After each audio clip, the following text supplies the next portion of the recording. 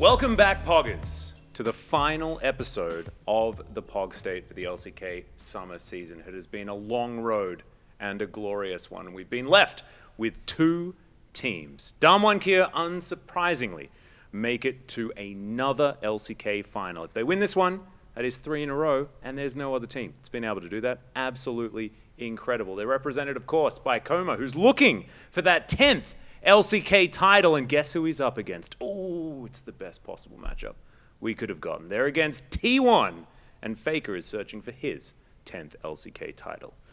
Who's going to make it? The master or the student? The coach or the greatest player of all time? We'll have to find out. And we've still got a lot of things to talk about. I'm Atlas. This is, of course, Valdes. We've got Wolf and Chronicler here as well. They're a very long way away, but we needed to put this void between Damwon and T1 here just to really build the suspense. This is all about set design, and I don't expect you guys to understand. It's very complicated. And we've got something equally as complicated to go through. This was obviously very, very difficult for a lot of people because a lot of these answers, I think, are just wrong. But let's have a chat about the regular season MVP. Gentlemen, how did you feel about it? I know I've already shared my opinion. Well, we have Peanut, Showmaker, and BDD as our top three. Peanut winning regular season MVP, I don't really have a huge issue with. I thought it actually kind of made sense. He had a really consistent performance throughout most of the season. He's been a great jungle player for Nongshim, and now that Nongshim actually have a mid laner, he didn't struggle to carry. He actually got to just carry and play his best game. I was a little bit shocked we didn't see Gory in the top three. He was my number one vote. And I think part of that is because his stats don't look amazing if you just zoom in on his actual statistics. But I think some of the decisions he made and how big of a change him being in the roster just in general made for Nongshim meant that he was my first pick. But he's not as popular as Showmaker and BDD or Peanut. And I do like that our region isn't really a popularity contest in terms of these votes, like some other regions I won't name. But because we actually do legitimate votes and the votes are public, etc. But yeah, I was a little bit surprised. I don't mind Peanut being number one. I was a little bit shocked to see BDD slide into number 3, to be honest, though. That one I was pretty startled by, to be perfectly honest, because he has, like, it's almost been his last 3 years in a nutshell is just inconsistency, right? And yes, he's had these amazing moments. His Azir is incredible. But then, you know, and we're not allowed to count, I believe, our playoff match as well, where he did manage to save it so beautifully. Oh, no, what? That was actually in the regular season. Never mind. So that Syndra play that was in everyone's mind while they were voting was probably there. But this is about the whole season. Yeah. And yeah, it's I think about a lot of one people player. missed that. Yeah, I think that a few things kind of went a little bit I think there were awry. definitely a lot of people that voted on the last 2 weeks. Yeah. And that's a little bit disappointing to me because this is regular season MVP. It's about their impact over the course of the entire split. And guys like Peanut make sense. Guys like Gory make sense. I was with Wolf on that. I actually voted him number 1 as well.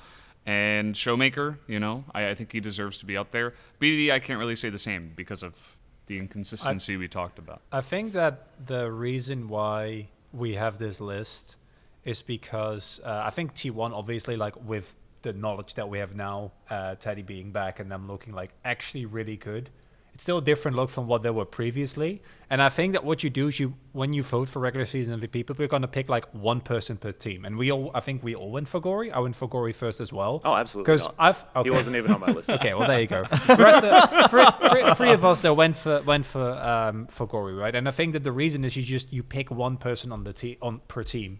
You're not going to do a regular season MVP and put like 3 people on the same. I mean, if you've got like 5 MVPs from the one team, then you've actually just got none of them are the most valuable players because they all are valuable players of every. It doesn't really make exactly. sense. So what I'd imagine is that a lot of people were like up in the air, like, are we gonna do Peanut? Are we gonna do Dogdom or Gory?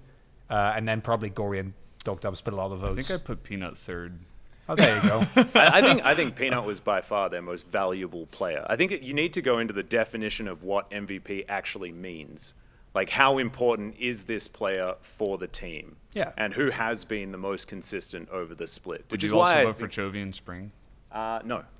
I mean, because that was the argument everybody made about Chovy being number 1 and how everybody got so angry that Showmaker won instead of Chovy, even though Showmaker was incredibly consistent and played really well throughout the split. Everybody said that Chovy does more for his specific team because they're all not very good, and he's the best by far. So, I mean, I think that stands to a point. However, they were still losing, so Yeah, exactly. they're obviously not that valuable if they're not winning, right? So you still have to be winning a lot of your games, whilst also being the one that gets a whole lot of those wins, right? I think the MVP goes to someone who's a success story, not someone that's a tragedy. And Peanut has been named by like every Nongshim player in every single interview every time. So I thought the Peanut I think vote Peanut was fine. by far, and I almost voted for no one else. I thought that he was so obviously just the most important. Yeah, I do think there's when I think about the BDD votes, I do think there's a lot of recency bias, as we kind of talked about, but also we do have to think about, like, Genji was insanely consistent throughout most of summer. Like, only at the end were there like a few hiccups, but like during the beginning we were like, this team is going to win regular season. They're not dropping any series. And I guess if you're thinking about like that trend and you're zooming in on Genji, he was their standout player was the best overall. player on Like Genji. he and Klid, I guess Klid had some pretty amazing games at the very beginning of the season. You could go, okay, well, if I'm going to vote for someone from Genji, going back to Chronicler's kind of like one player per top team, I could see the BDD votes from that perspective. I think if you're I just doing thought he wasn't as valuable as the other ones listed. Yeah, I think that if you're doing an MVP vote for Gen G players, BDD gets it and no one else is in the race. Yeah. There's one thing that I want to mention about the All-Pro teams that actually makes me very happy that I hadn't seen before. Now, there's only 1 point between Khan and Keen. Yeah. And there's a difference, because I like Keen. I think he's a really good player. But I do think that Khan has had an amazing split and kind of deserved that first spot. So knowing there was only a single point is like, that I like that. I think that's good. I actually think makes me happy. that the top lane outside of Summit, in my opinion, but I think that he's worthy of an argument there. I think the top two is like one of the most accurate things that we have here out of this list. Like because I think Khan and Keen were neck and neck, for absolutely sure. just like the best choices, and for completely different reasons, but they add up to the same thing. You know, it's like they've got the same stats pool, but like Khan's go all into charisma and Keen's all go into strength. You know, like if you look at the list of like all three All-Pro teams, they're all from top teams, basically, or teams that were really trending up at the end of the season, with the exception of Chovy on the third team and Keen, right? Like, he's the only Africa person who's represented in this whole list. I think that's pretty cool because he was by far their best player, like far and above. And the fact that he gets recognized by everybody means that everybody knows that he's doing well. And it's not some weird mythical legend. Like, everybody, generally speaking, agrees that Keen is like 1 point above Khan right now. And I think that is a really awesome thing for Africa Freaks. For Keen, it feels like maybe some redemption, going into this offseason where you're like, well, at least people do think I was the best top. Like, I played really hard. I practiced really hard. My team didn't actually end up, coming up and meeting my strengths on the top side of the map. But I think it's a really happy moment for him as a player, and that is part of what this is all about, is like celebrating top players. And sometimes the teams that are towards the middle or the bottom don't really make that representation happen, and the fact that Keen does, I think, is a pretty awesome thing. No, I agree. I actually think that Dredd deserved to be on that list.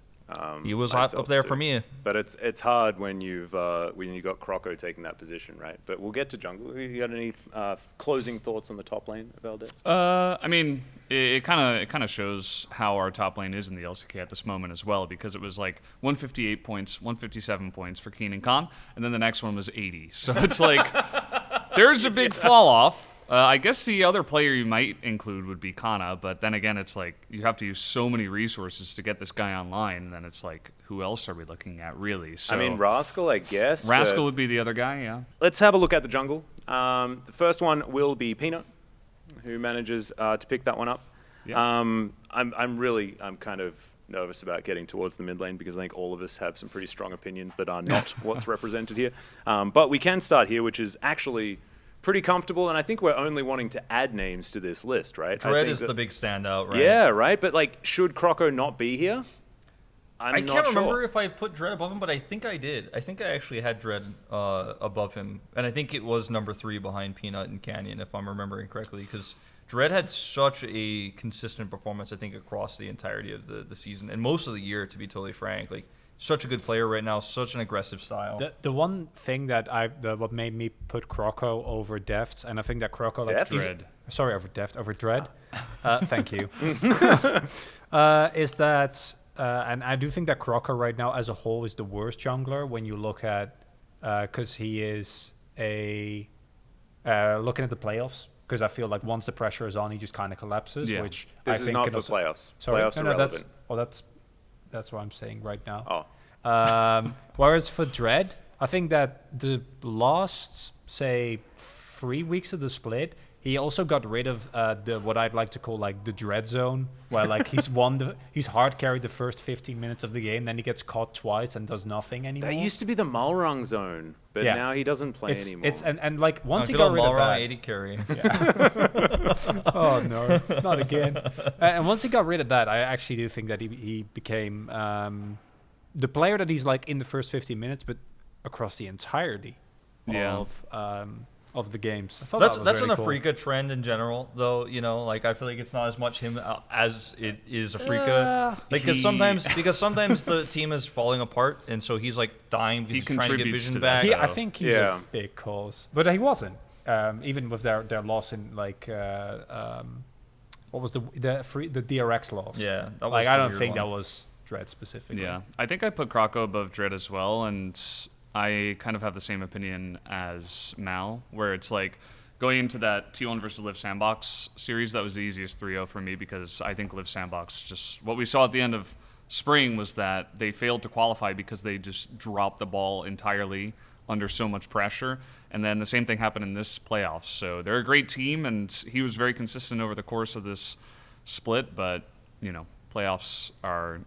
I don't know what they're going to do because they need to figure something out because the entire team They need just to lose- begins to fail. They need to lose right before the end of regular season, and then have that like rise that they always have in playoffs, actually, and not actually or they towards need the to middle. just like they need to go full Gen G and now just run the gauntlet.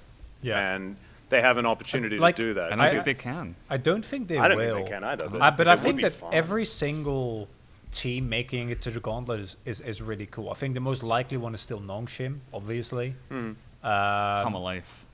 But yeah, I think that like, that's my dream, right? Because I want to see Life get to the top of that and then go to play-ins. and then go to play-ins, right? So we can see Chovy you know, Deft in play. just demolishing and playing Yone every game and stuff like that, which is absolutely not what we're going to see. We'd probably just see him playing on every game, but still demolishing. So that's kind of cool, just calling the Rams in, things like that. All right, we gotta talk. Speaking of Hana Life, we gotta talk about these mid votes. Yeah, let's go into this one as I'll just read it out for you. So first, second, and third, Showmaker, B2D, and Chovy. I think that we agree on number one, and the rest of these votes are a yikes. Yeah. Yeah. Okay, Chovy was not on my list at all. I think a lot of us Yeah, he wasn't didn't in my have top him in 5. there. Yeah, he wasn't in my top 5. I think I had him 5th. That's fair. But no higher. That's fair. Yeah. And I think I had Gori in second. Yeah. as well. Chovy had a few moments on Silas towards the end of the season where he like kind of popped off, where he was Silas Nar and he did some awesome stuff. But generally speaking, the only good thing about Chovy for summer was his CS numbers and his gold count, which doesn't mean anything. In fact, I thought sometimes because he laned so well or CS'd so well, he wasn't joining his team for team fights. He was very late to a lot of exchanges that happened on Rift Heralds, Drakes, Especially topside in spring, skirmishes. right? Yeah. And this spring still counts in a vote like this. You need to take it It's into just- consideration. But even in summer too, I felt like it got worse. I actually thought it was worse than yeah, summer. and I couldn't put His I kill couldn't put him on my participation list. stats doubled in summer. Yeah, but there are so many examples that you can think of where, like, just kill participation doesn't necessarily mean that he Oh, plays. and like damage per gold. I Like his think, damage per gold was absurdly yeah, low. yeah. No, like in the first season. The problem with Sorry, Chovy the is never first that his stats aren't good, right? It's always about like what does he actually do, and I think that kill participation higher can also be explained by the fact that the rest of his team got way worse compared to spring. So if they get less kills, then obviously Chovy's going to be more involved. But there were too many egregious examples. Yeah, I late actually game thought, especially. I thought Faker should be in the top 3. I thought that Faker was one of the main reasons why T1, especially when they had like they had like kind of a wave, right? Like they went up and they went down a little and then they went up again. I think that especially in that first wave, it was mainly Faker's cross map play that made T1 do anything ever. I'd agree. I actually think it's really interesting because there are so many discussions about Faker, as there always have been. And a lot of people are saying, oh, no, he's not the player that he used to be. And that's true. But the argument around whether that makes him more or less valuable, I think, is really strange because he's been pivotal. Like his Twisted Fate games, for example, his Realm Warps on the rise, that we may not have necessarily seen in the semifinal, but that was an extraordinarily high pressure situation, and you could imagine that tensions are running high. But throughout the regular season, Faker was making those plays when he needed to, and sometimes they didn't work, right? But he was still going for them, looking for those angles to just win the game. He was big brain more than he was fast hands, if that makes sense, I think, in a lot of ways. And he also became kind of the de facto leader of the team. This is kind of one of those nebulous things that's hard to track, but they went through a huge coaching change, which I think was partially due to, how Faker was viewing the game versus how Danny and the other coaching staff was viewing the game. So he ended up kind of becoming the big leader, as he always has been, but like taking a really big step forward in that role. And how that affects how your all-pro is going to go is, a little bit hard to say, but I think that was a lot of value that wasn't necessarily tangibly seen in stats, but that he really added to T1. I would agree. Also, Gory. Yeah. Why isn't Gory on this list? Gory is like absolute it's travesty. ridiculous. He's not. Can you have a look at player of the split? It's Gory with like 100 extra points than Canyon, who managed to pick up like every other like player of the game vote that we've ever had in previous years. No, it's actually crazy to me, and it makes. Actually, no. I was going to say it makes some sense. It doesn't really make sense to me. No, it doesn't. It makes absolutely no sense. If you look at Gory, to me, is one of the best examples of something that made Showmaker so insane at MSI that can't really be boiled down to stats. Where yes, his laning phase is weak, and I actually think it got worse at the tail end of the split, and I think that might be a reason why we see him get a little bit shafted in these votes. Because I think at the beginning of the split it wasn't impressive, but it was always very even, and he actually found some solo kills. The one on Showmaker, the most solo kills, the Rise, I believe, for a long time. Rise against Lucian comes to mind. That was some he really had high some really moments, impressive moments, right? That you really stand out moments. But I think his laning phase did get slightly worse. But he was, I think, without a doubt, in team fights. I guess he is dogged up on his team, so it's hard to say he was the biggest carry, but some of the plays that he made, even in the games that they lost, like the Live Sandbox series, the 70-minute game against T1 that was basically won by, mechanically, this player in team fights is the same feeling I got when I saw Showmaker at MSI, just desperately trying to keep it together and get the wins. And I think that is something that should have been... His champion pool was also massive. He played basically everything. It should have been rewarded. Yeah, I agree. It already does, right? He manages to get the most player of the games. And I think that people probably should have looked at that and been like, oh, maybe I'm thinking a little bit too short-sightedly in my votes if I have BDD on this list over this guy. Because if you have a look at the final match, right? Genji versus Nongshim, BDD, obviously.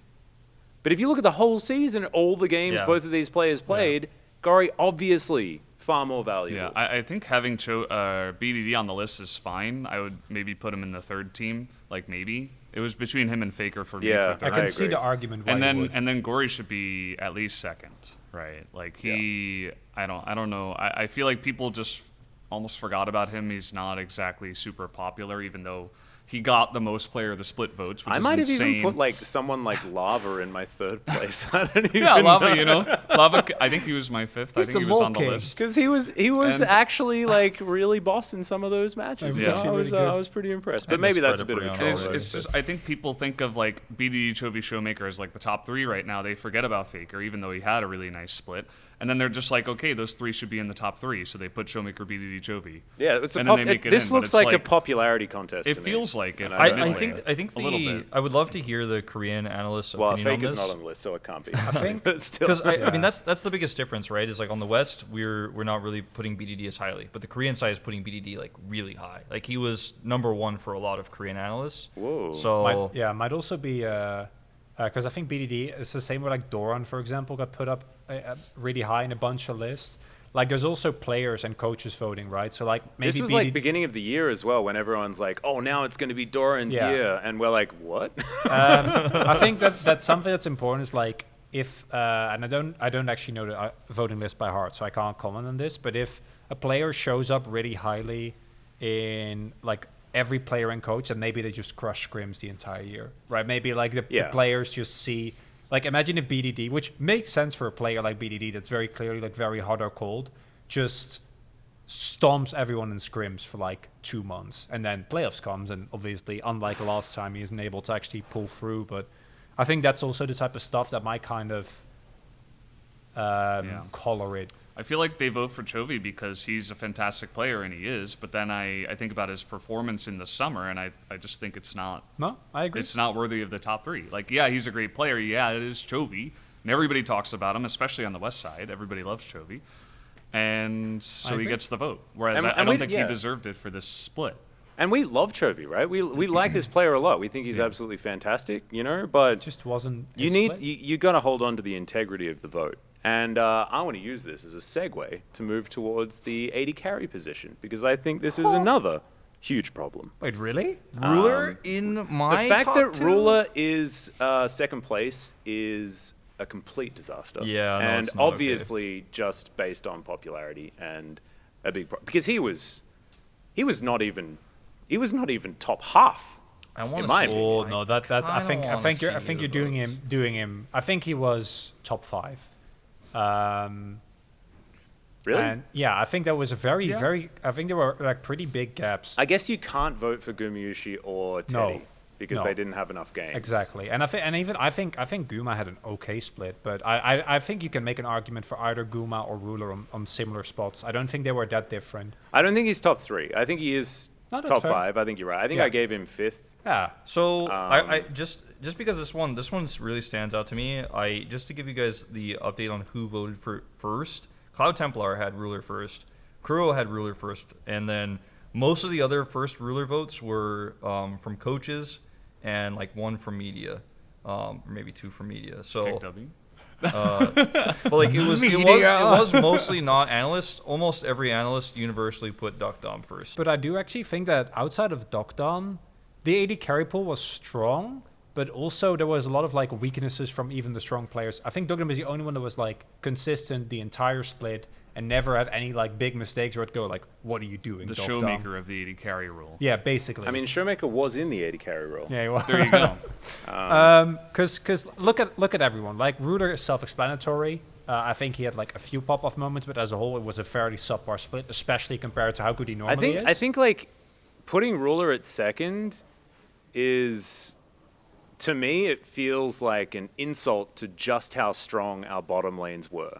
Because if you go back and watch Rulers play, I don't think it was representative of our second best, 80 carry. Another thing to mention, just I want to point this out before we go deeper, is T1's 80 carries were not eligible for this vote because they had not played enough games Yeah, they because they were shared too split many, so much. yeah. So like, it's 2 of our best 80 carries actually just out of the pool, which is really unfortunate. No, I actually think that Guma, and I've been hyped about Guma ever since seeing him like in the Gauntlet last year. You know, No, when he he's locked old in news. Draven. Their new player, Teddy, he's just the best.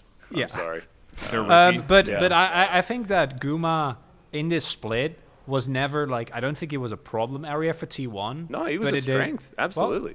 Well, I don't think that's necessary true either. I just think he was okay. I think he was serviceable. I think that he, outside of like a couple of Ziggs games where he really popped off, I thought that he was okay, but he was not either the laning threat or the team fight threat that I kind of expected him to be, and that I think that he had more of Yeah. in the early parts of the split. He wasn't necessarily oppressive as an AD carry. He was kind of was just there. there. He was kind of there for a lot of the games. Like he was doing well, but he wasn't like carrying the team a lot of the time. Like I don't think he got a lot of Pog votes. I think we forgot. I mean, Carrier was standing next to him. It's hard, So he yeah. was a member always- of one of the most terrifying bottom lanes in the league. true. But Yeah, it but that's- wasn't.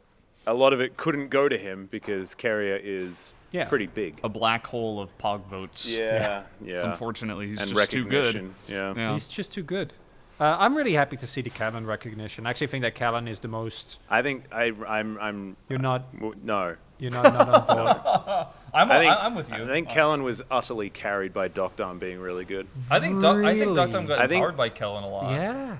No, I just Especially Kellen's Thresh was like the one standout where I'm like, damn, you know? That's the one that really like blows your mind when you watch it. I mean, yes, Keria is better, but like if I go down the list, I'm more impressed with Kellen overall than I am with Effort. Because Effort had a lot of really low lows. Like, his highs were high, but his lows were his low lows pretty were in low. spring. Yeah, no, like I think effort actually deserves, just if you look at like overall how valuable the player was to the team. Effort, I think, was the main reason why Sandbox was a top 2 team, or was it they were even first for a little bit, right? Yeah, just for like a couple of weeks. I think that was basically just Effort like going for 1v9, right? And, like, it had an incredible split, but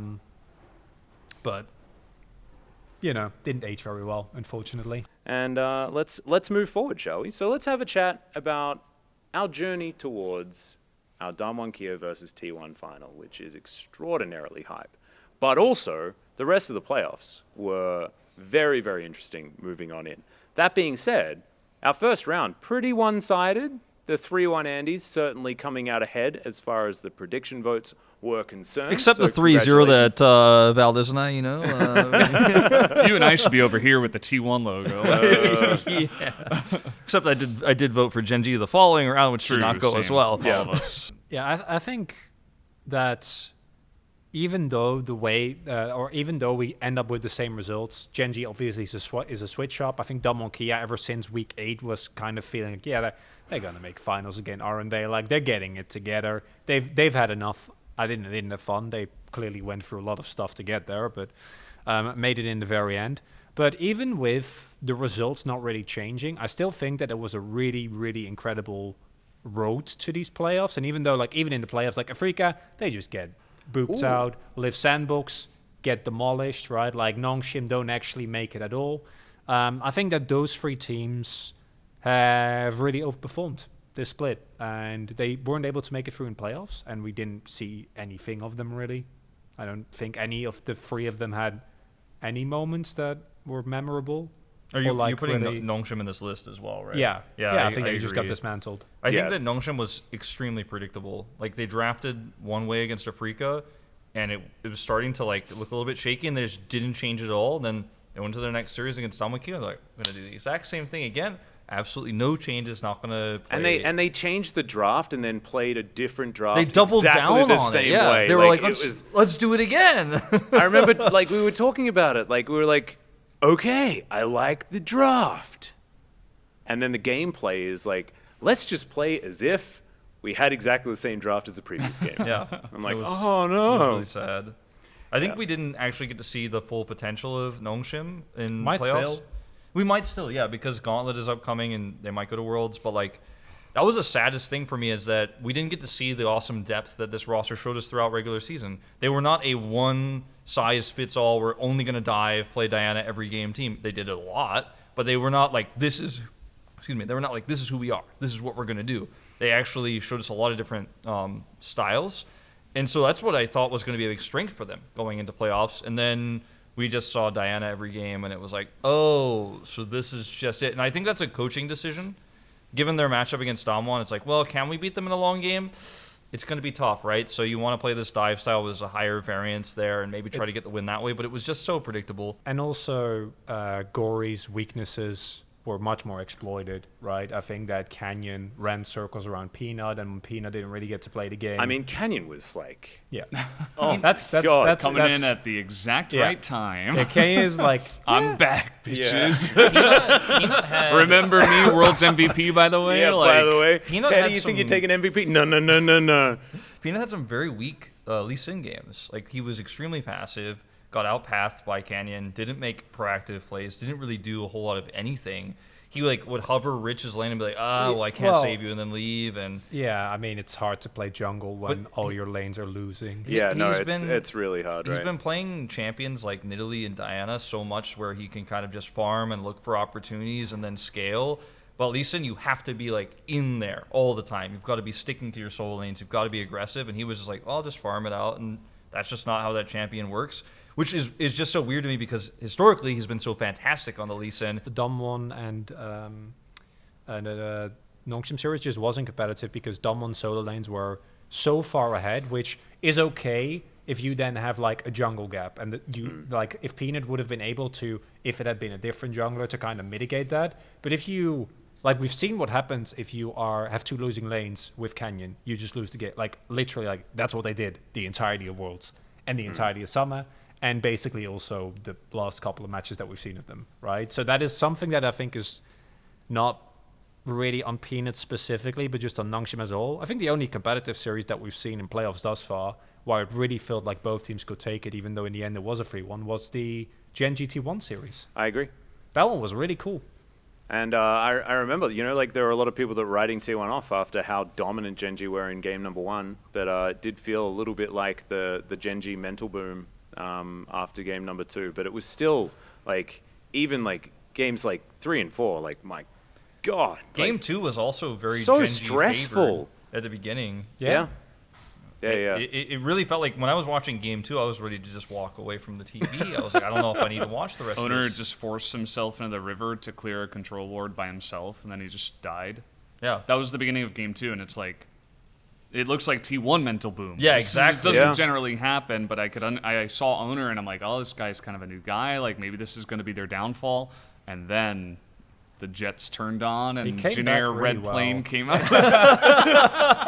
Came off the runway. Stratosphere. Yeah, I think And he's nothing. like, I'm here. Yeah, nothing shows better. Like, I think the game 2 showed the development of T1, where T1, even when they like didn't have the greatest of early game, were still able to do something that I think they've been really weak at this summer, which is turn it around. And the players, like, they don't get tilted. Kana has been become a more of an immovable object in top lane. Owner, even though he's like, he was third on our Rookie of the Year. Like, the guy just started playing recently. Yeah, It's just 45 minutes of them, 52 minutes it was, I think, in the end, of them just being outranged, never pulling the trigger. Yep. And they were a full hard engage comp into Fed Ezreal. Like, I don't know what you're supposed to do there. no, this was the third game where they're playing into drinks. Okay. I mean, the last game was just Teddy going like, But even in that situation, Jinx, like 6-item no boots Jinx versus Aphelios, and Jinx No, but- gets but- He kept his excited. boots. yeah, Oh, he did sorry. actually. You had a We talked conversation about about that. that. Yeah. Yeah. It came That's up why a I lot. said. No, but yeah. He could even have then, had no boots. I think he had 8,000 gold or something Yeah. at the end of the game. Like, it felt to me like you mentioned it as well, where it was like, whereas T1 knew they like the outranged, so they didn't really ever have to actually do anything, like just try to force Gen G to come towards you and then poke them down. Like, Gen G, they just needed to pull the trigger, and yeah, it might be desperate play, it might not work, but the only other result is losing, and that is something that Gen G has done so many times. Yeah. I think the Damwon Kia felt very similar to the Damwon Kia game they lost last split. I think it was the second game of the finals, where it's like, hey, they might actually be able to win this, but then one thing goes wrong, and then they do nothing.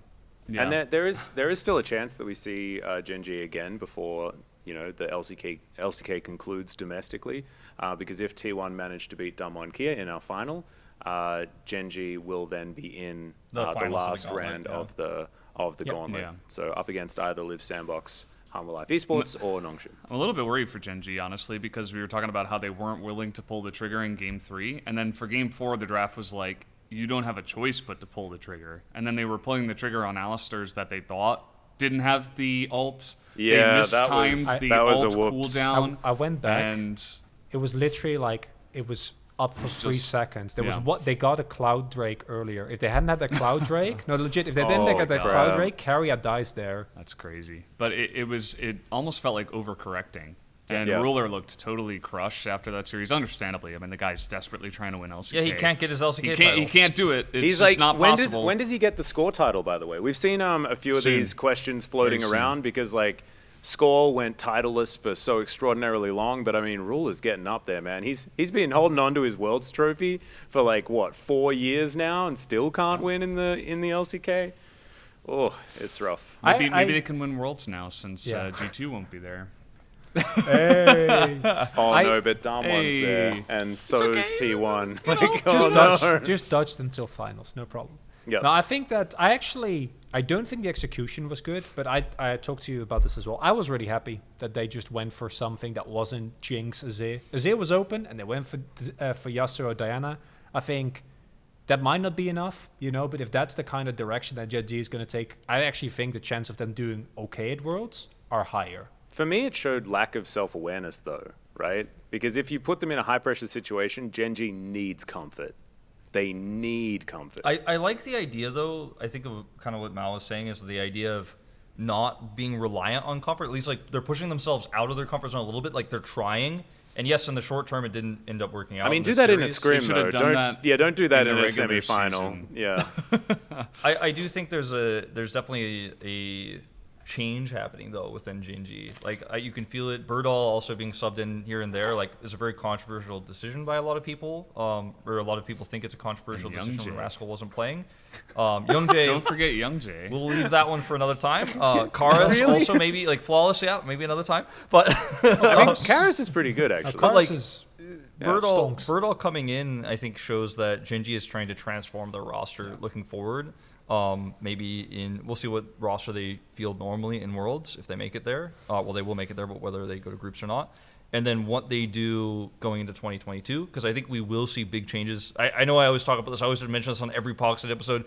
Every roster is going to break up. Next year's going to be the craziest season of LCK ever, in my opinion.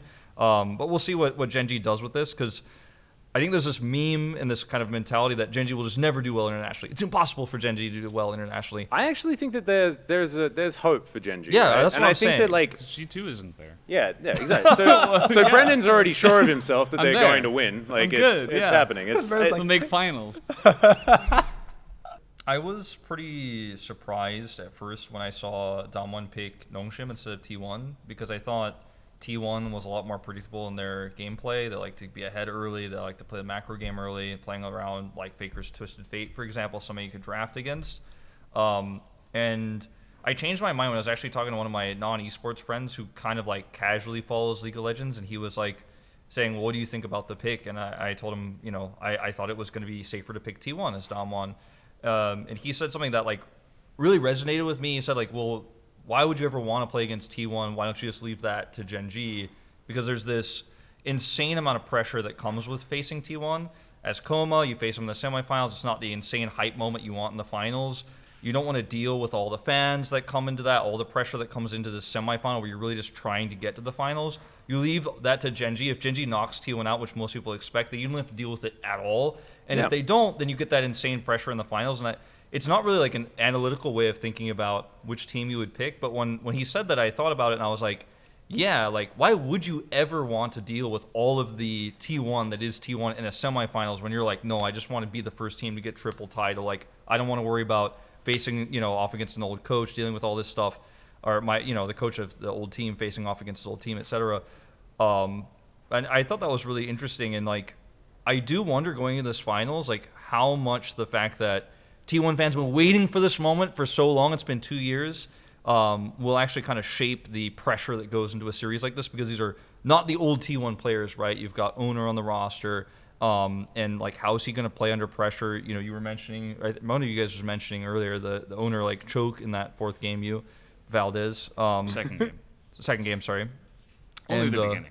Whatever, I'm getting all the Turn it around. references wrong, but Owner's Yeah. a newer player, right? He's a rookie, so how does that extra pressure factor into going into this finals series for T1? T1 also, like, I believe 9 out of 10 of their finals they've won, so it's like pretty insane stats there. They've been T1 great in are longer now series. like 19-4 in best of fives. Yeah, it's kind of ridiculous. Yeah, it was 17-4 moving in, so now we've got 18-4 maybe?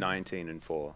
Oh, into the playoffs. So yeah, now they're Yeah. 19-4. There's a lot of cards domestically. Yeah. stacking against Damwon, I think, just with the T1 factor, right? In terms of like the atmosphere and the pressure and all that.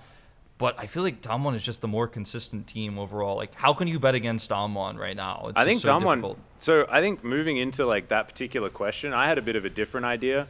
I think that Damwon knew that they managed to win against either of them. Which one's the easiest to take down? Nongshim, Yeah. obviously, I because you agree. can see where to tackle the problems very comfortably, and Damwon don't have to deal with like the T1 best of 5 magic situation, And also, a lot of that in the Coma LCK. wants to beat Faker to the 10 victories in the final. Like, that's the sweetest way to do it. Put it all on the line. Leave it on the rift, And obviously, Faker wants to do the same thing. You're never going to deny that, right? You're going to give them the opportunity to meet you there before you just, take it away. It does if feel they like the don't take script, right? It Much- feels like the script yeah. comes true. Much more practically from a gameplay perspective. I also think if you think that T1 is your bigger opposition. Not only are you letting them play against Gen G so that maybe Gen G snipes them, maybe you get a similar situation. Gen G just heavily overperforms like they did in the last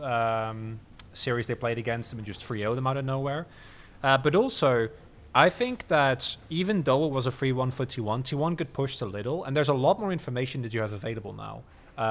Because I was worried going into the series against Gen G that Kana's champion pool was going to be an issue, because we'd only see him on basically, it's Jace, that's one, and if that isn't available, it's Gnar, and then it's Cannon.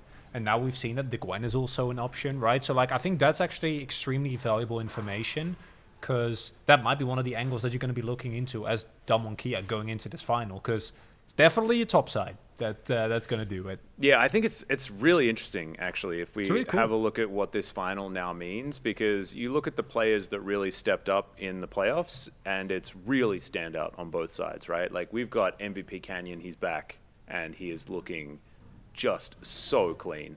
Like, I tweeted about this, but he kind of made it look like he was very angry at Peanut for taking away his obvious MVP vote that he should have got. Like he was performing crazy. And really Teddy was like, it was like he just got back from his vacation, and he's just feeling absolutely fantastic, like newly relaxed, but just raring to go. But he also and went to the just gym a lot. slaughtered everyone. He came out of a hyperbolic time chamber. He was like, Yeah. no, I am like, I've been training in like 10 times gravity, and I'm ready to rock this game. And also, but did a lot of meditation and things like that as It was well. Like, everything. just It was as everything's if- just improved. As if he somehow combined the relaxing effect Yeah. of going for That's like what I a was week looking in the for, but I spa, think you're right, But yeah. then also morning spa and then afternoon gym. Got Schwarzenegger flown in. I mean, T1, they don't care. They can get that done. He's And it had a was just very good workout life balance. That's what he's been doing since he has been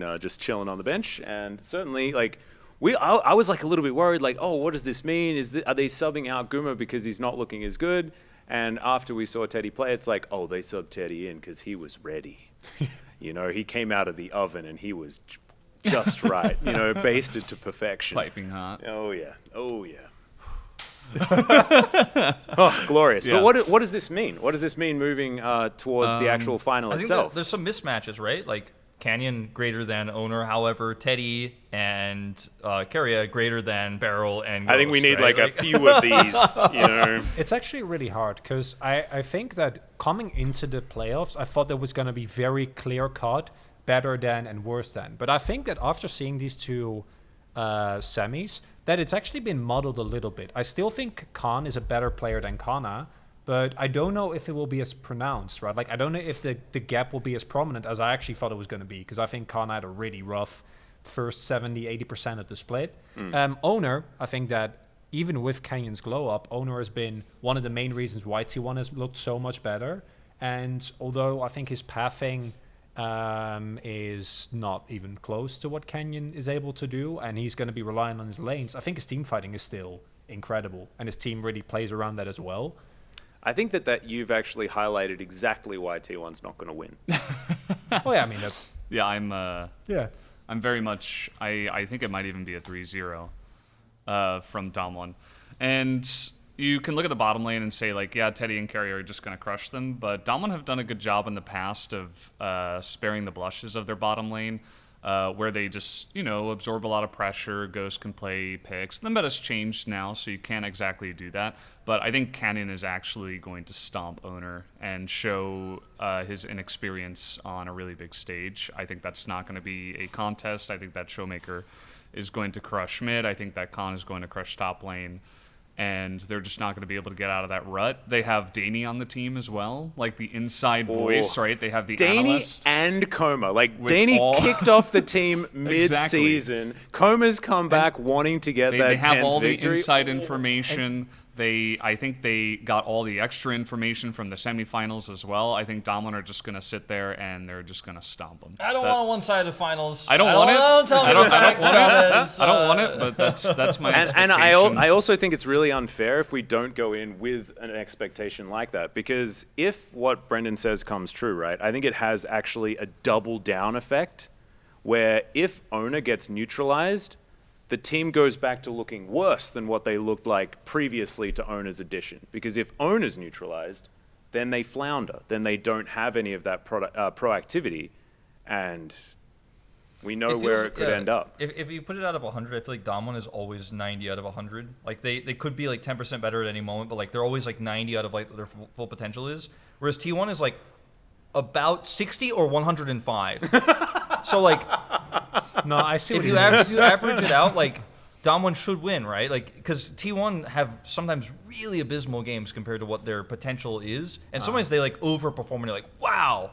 I get like it. that is an insane T1 game. Like the game we saw in Game 4 yesterday, where you're like, this is it. Like this is peak T1 that you want to watch, and Dom 1 is just going to be that 90 out of 100, like 5 out of 5 games if we go to 5, and that's why I think that right now this is my official prediction. But right now I'm really leaning towards Dom 1 taking it, and maybe potentially in a one-sided series like Valdes said. Yeah, I think that Damwon also doesn't have a tendency to draft himself into a ditch, which helps a lot. Yeah. Because that is Does like help. I actually think think And they have champion oceans in pretty much every lane. Yeah. Yeah, I Even think, Ghost and Barrel. No, it's Yeah. it's insane. I think that, like I said, I think it will be very similar series to what we saw between Genji and T1, where there will be moments where T1 looks really good, but when push comes to shove, I don't think it will be like an extremely one-sided T1 gets nothing done in any of the games type of situation.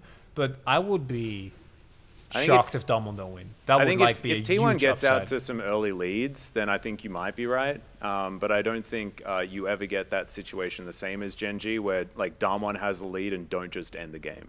No, that's true. Because Damwon have much like No, I- completely I- polar Their late game opposite objective- to You Genji. cannot- on no, that no, no. front. Damwon is also a team that throw games for fun and then come back. Yeah. You remember in spring they did it to Genji in game 2, right? Yeah. they threw a huge lead and then they With were their able to Renekton salvage. late game Yeah. Italy combo. and Yeah, then they cool. just did it to Nongshin. Nongshin. Nongshin, where they just like throw the game and then they're Game like, 3. oh wait, no, actually we're just gonna kill you. Like, Yeah. It's that sense of inevitability and this insane amount of experience and the role that they're on. I feel like they're really back in like 95% form, and I think they're really gonna And crush it's the him. three-peat.